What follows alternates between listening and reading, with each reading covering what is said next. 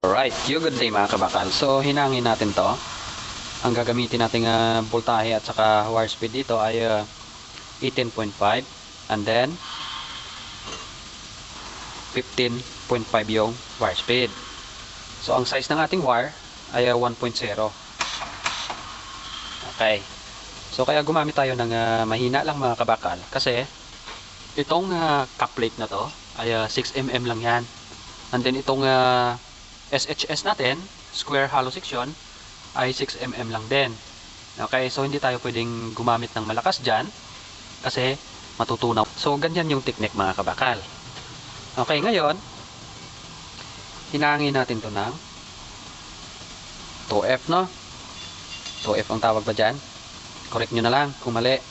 Circular ang gagamitin natin dyan na weaving mga kabakal para ma-make sure natin na hindi lubog. Alright? Kasi binabalikan natin. Kaya magkakaroon siya ng laman or umbok. Ngayon, ang starting natin dyan, mula dito, and then, babagal tayo pagdating sa taas, and then bilis naman tayo dito sa baba. Bakit kamo? Kasi kapag bumagal tayo dito sa baba, ang hinang natin ay mag-overlap yan. Pag mabilis tayo dito, lulubog naman yan.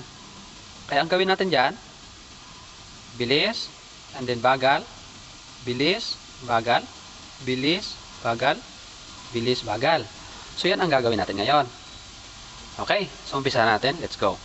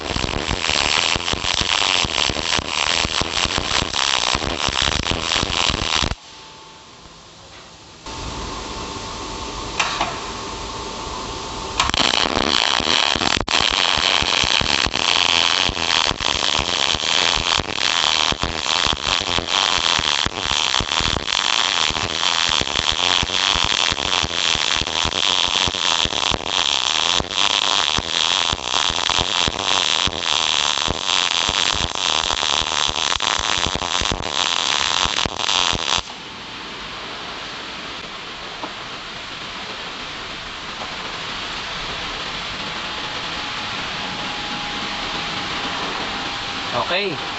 So yan na yung kinalabasan ng ating circular. Ayan.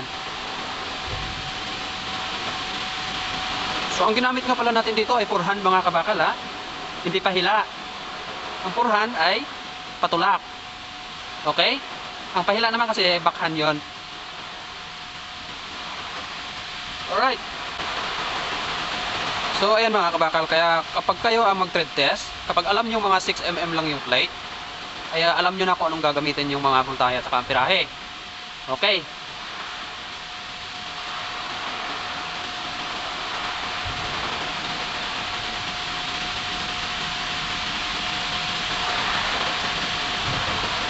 Alright, so yun lang. Thank you and God bless.